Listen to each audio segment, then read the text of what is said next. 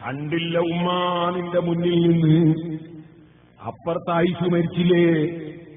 ആ ആയിഷ മരിച്ചിട്ട് ഖബറ് കൊണ്ടുപോകുമ്പോ പൊന്ന് കൊടുത്തോ, വെള്ളി കൊടുത്തോ, മോതിരം കൊടുത്തോ? ഒന്നുമില്ലാതെ പരുത്തിയും വെച്ച് കൊണ്ടുപോയത് കണ്ടില്ലേ? ഈ പൊന്നിനെയും പൂജിച്ച് നടക്കുന്ന നിനക്ക് നാണമില്ലേ? നിനക്കൊന്ന് ചിന്തിച്ചുകൂടെ? ഒരു പെൺകുട്ടിയുടെ ബാബ, ഒരു പെൺകുട്ടിയുടെ ഉമ്മ അവനവന്റെ മകൾക്ക് സ്വർണ്ണാഭരണം കൊടുക്കണമെന്ന് ആശിക്കാത്ത ബാപ്പ ഉണ്ടാകുമോ? എന്റെ മകൾക്ക് സ്വർണ്ണാഭരണം വേണമെന്ന് ആശിക്കാത്ത ഉമ്മ ഉണ്ടാകുമോ? കഴിയാഞ്ഞിട്ടല്ലേ ആ ബാപ്പ കൊടുക്കാത്തത്? കഴിയാഞ്ഞിട്ടല്ലേ ആ ഉമ്മ കൊടുക്കാത്തത്? അത് ചിന്തിക്കാൻ വലിയ ബുദ്ധി വേണോ നിനക്ക്? വെറുതെ അള്ള തലച്ചോറ് തന്നത് നിനക്ക് ചിന്തിച്ചുകൂടെ? ഇല്ലാഞ്ഞിട്ടായിരിക്കും അവർ കൊടുക്കാത്തത്. ആ ചെറിയ പെൺകുട്ടിയെ വിളിച്ചിട്ട് ഉമ്മാ നിനക്ക് സമാധാനിപ്പിച്ചുകൂടെ? നീ പറയണം, മോളെ നിന്റെ ബാപ്പ 25 പവൻ തരൂന്ന് പറഞ്ഞിട്ട് 23 പവനേ ഉള്ളൂ. എന്റെ മകൾക്ക് മനസ്സിന് വിഷമം വേണ്ട. എന്റെ മകനുണ്ടല്ലോ പോയിരിക്കുന്നു ദുബായിൽ, നീ നന്നായിട്ട് ദ്വാരുന്ന മോളെ. എന്റെ മകൻ അള്ളങ്ങ് കൊടുത്താല് 25 എന്റെ മകൻ നിനക്ക് വേണ്ട പോലെ പൊന്നു തരും. അതിനെന്റെ മകന് ബറക്കത്തുണ്ടാകാൻ ഞാൻ ദ്വാ ചെയ്യുന്നുണ്ട്. നീയും ഒന്ന് ദ്വാർക്ക് മോളെ. നിന്റെ മനസ്സിന് വിഷമം വേണ്ട എന്ന് പറഞ്ഞു കൊടുക്കുന്ന ഉമ്മമാര് നമ്മുടെ കൂട്ടത്തിൽ എത്രയുണ്ട്? അങ്ങനെ പറയുന്ന ഉമ്മമാര് നമ്മുടെ കൂട്ടത്തിൽ എത്രയുണ്ട്? മനസ്സിന്റെ ശുദ്ധി അവിടെയാ കാണിക്കേണ്ടത്.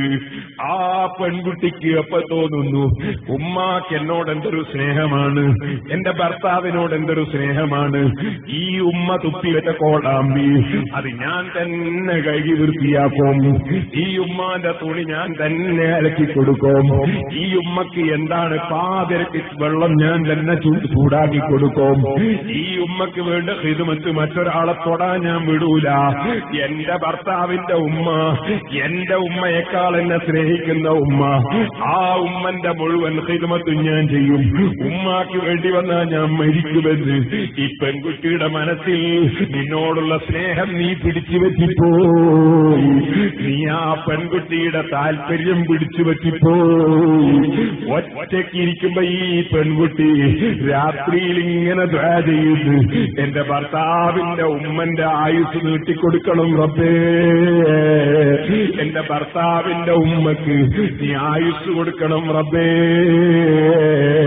ഭർത്താവില്ലെങ്കിലും എനിക്ക് കുഴപ്പമില്ല, എനിക്ക് ഇങ്ങനത്തെ ഉമ്മാനെ കിട്ടിയല്ലോ. ആ പെൺകുട്ടിയുടെ ദുആ നിനക്ക് സമ്പാദ്യമല്ലേ ഉമ്മ? നേരെ മറിച്ച് പെൺകുട്ടിയുടെ മനസ്സ് വേദനിപ്പിച്ചാൽ നിനക്ക് ആ പെൺകുട്ടിയുടെ മനസ്സ് വേദനിച്ചുകൊണ്ടുള്ള ആ ശാപമല്ലേ നിനക്ക് തട്ടുന്നത്? നിനക്ക് എന്തുകൊണ്ട് ഈ നിലക്കൊന്ന് ചിന്തിച്ചുകൂടാ? ഇതുപോലെ ബാപ്പമാരോടും പറയട്ടെ, നല്ല സ്വഭാവത്തോടെ മക്കളുടെ ഭാര്യമാരോട് പെരുമാറണം. അത് നിങ്ങളെ മക്കൾക്ക് മനസ്സമാധാനത്തിന് കാരണമാണ്, കുടുംബത്തിന്റെ സമാധാനത്തിന് കാരണമാണ്. അന്യനാട്ടിൽ പോയി ബാപ്പയില്ല, ഉമ്മയില്ല, ജ്യേഷ്ഠന്മാരില്ല, കുടുംബമില്ല, ഭാര്യയില്ല, മക്കളില്ല, മരുഭൂമിയിൽ നിന്ന് വിയർപ്പ് മുലിച്ചിട്ട് അതാ മുതലാളിമാരാട്ടും തുപ്പും കിട്ടിയിട്ട് ഓഫീസിൽ ചെല്ലുമ്പം പേടിച്ചിട്ട് വിസ അടിച്ചു കിട്ടുമോ, ഇക്കാമ ശരിയാകുമോ, ലൈസൻസ് പാസ്സാകുമോ, എന്റെ കടം തീർന്നു കിട്ടുമോ, എന്റെ കുടുംബത്തിൽ അകന്നു നിൽക്കുന്ന ഞാൻ ഇവിടുന്ന് മയ്യത്തായിട്ട് നാട്ടിൽ പോകുമോ, അല്ല ഞാൻ സന്തോഷത്തോടെ പെട്ടിയുമെടുത്തു പോകുമോ എന്ന് ചിന്തിക്കുന്ന വിദേശ നാടുകളിൽ കഴിയുന്ന പാവപ്പെട്ട ചെറുപ്പക്കാരനില്ലേ, അവന്റെ മനസ്സിന് സമാധാനമായില്ലേ? എന്റെ വീട്ടിൽ എന്റെ ഉമ്മയും ഭാര്യയും സന്തോഷത്തിലാണ്, ബാപ്പയും ഭാര്യയും സന്തോഷത്തിലാണ്, എന്റെ അമ്മോച്ചനും എന്റെ ബാപ്പയും തമ്മിൽ സന്തോഷത്തിലാണ്. ആ മകന് വലിയ സന്തോഷം കിട്ടിയില്ലേ? നേരെ മറിച്ച് നീ ഫോൺ ചെയ്യുമ്പോഴൊക്കെ പറയുന്നത് എന്റെ ഭാര്യ, പിന്നെ ഒരു അരമണിക്കൂർ ഭാര്യന്റെ കുറ്റം, എന്റെ അമ്മോശൻ അങ്ങനെ ചെയ്തു, എന്റെ അമ്മായി ഇങ്ങനെ പറഞ്ഞാളിഞ്ഞു, പിന്നെ നിന്റെ അമ്മായി ഇങ്ങനെ പറഞ്ഞു, എന്റെ അമ്മോശൻ ഇങ്ങനെ ചെയ്തു, എന്റെ ഭാര്യ അങ്ങനെയാക്കി. എപ്പോ നോക്കുമ്പോൾ ഫോൺ ചെയ്താലും ഭാര്യ വീട്ടുകാരെ ചെറുപ്പക്കാരോട് ഇങ്ങനെ പറയന്നെ. ആ ചെറുപ്പക്കാരൻ അവിടുന്ന് പഠിച്ചവരെ എന്തൊരു സങ്കടമാണിത്, എന്തൊരു ജീവിതമല്ലേ ഇത്. എന്റെ വീട്ടിൽ എനിക്ക് ഇവിടെയും ഒരു സമാധാനം ഇല്ലല്ലോ, വീട്ടിൽ വരുന്ന ഫോണിനും ഒരു സമാധാനം ഇല്ലല്ലോ, ഒരു കത്തിനും സമാധാനം ഇല്ലല്ലോ, എന്റെ ജീവിതം ഇങ്ങനെ ആയിപ്പോയല്ലോ എന്ന് മനസ്സിലാക്കി നിന്റെ സ്വന്തം നീ പ്രസവിച്ച മകൻ, നീ ജന്മം കൊടുത്ത മകൻ, നീ അറിയുന്നില്ല. എന്റെ ബാപ്പയോട് ഞാൻ എന്ത് പറയും, എന്റെ ഉമ്മയോട് ഞാൻ എന്ത് പറയും, ഞാൻ എന്റെ ഭാര്യയോട് ഞാൻ എന്ത് പറയും, ഞാൻ അവളെയും കെട്ടിയിട്ടിങ്ങി പോന്നതല്ലേ, ഞാൻ അവളോട് ചെയ്തതും തെറ്റല്ലേ, എന്റെ ബാപ്പനെ എനിക്ക് തള്ളാൻ പറ്റുമോ, ഉമ്മാനെ തള്ളാൻ പറ്റുമോ, എനിക്ക് മനസ്സിന് സമാധാനമില്ലല്ലോ, എന്റെ ജീവിതം ഇങ്ങനെ പോയല്ലോ.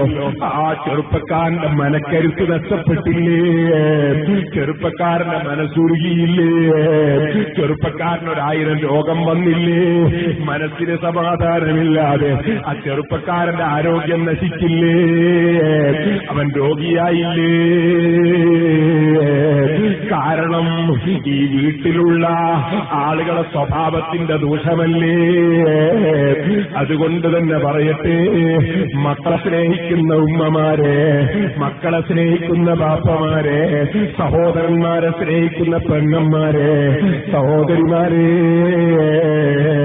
നിങ്ങൾ പരമാവധി ക്ഷമിച്ചു നിന്നുകൊണ്ട് ഇനി അഥവാ നമ്മളെ വീട്ടിൽ വന്ന പെൺകുട്ടിയുടെ സ്വഭാവത്തിൽ ദോഷമുണ്ടെങ്കിൽ തന്നെ, നമ്മളെ വീട്ടിൽ വന്ന പെൺകുട്ടിയുടെ ആൾക്കാരെ സ്വഭാവത്തിൽ ദോഷമുണ്ടെങ്കിൽ തന്നെ, ആ ഭർത്താവൊന്ന് നാട്ടിൽ വരുന്നത് വരെ നിങ്ങളൊന്ന് ക്ഷമിച്ചു നിൽക്കുക, നല്ല നിലക്ക് ഉപദേശിക്കുക, നല്ലത് പറഞ്ഞു കൊടുക്കുക. എന്നിട്ട് അവന് മനസ്സിന് സമാധാനം കൊടുത്ത് അന്യരാജ്യത്ത് ജീവിക്കാൻ അവസരം കൊടുക്കുക. അവൻ നാട്ടിൽ വന്നതിന് ശേഷം നമുക്ക് സംസാരിക്കാം, ക്ലിയറാക്കാം എന്നുള്ളൊരു ക്ഷമയെങ്കിലും നമുക്കുണ്ടാകണമെന്ന് ഞാനൊരു സൂചനയ്ക്ക് വേണ്ടി പറയട്ടെ. ഇതുപോലെ എന്റെ പെൺകുട്ടികളോട് പറയട്ടെ, ഓ സഹോദരിമാരെ, നിങ്ങളുടെ ഭർത്താവിനെ നിങ്ങൾ പ്രിയം വെക്കുന്നില്ലേ? ഭർത്താവ് നരകത്തിൽ കിടക്കുന്നത് നിങ്ങൾ ഇഷ്ടപ്പെടുന്നുണ്ടോ? നിങ്ങൾക്കും ഭർത്താവിനും ഒന്നായി സ്വർഗത്തിലെത്തണ്ടേ? സ്വന്തം ഉമ്മാനെ ധിക്കരിച്ചുകൊണ്ട് ഭർത്താവിന് സ്വർഗത്തിലെത്താൻ കഴിയോ?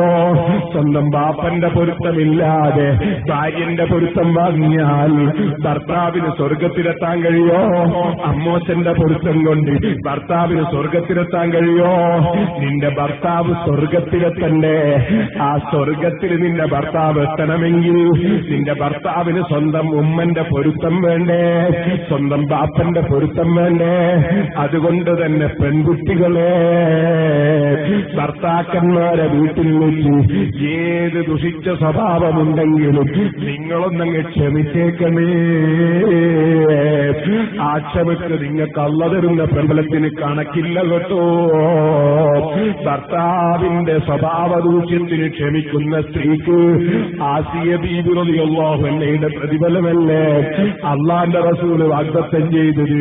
ഫിർഔനിന്റെ ഭാര്യയല്ലേ ബീബി ആസിയ.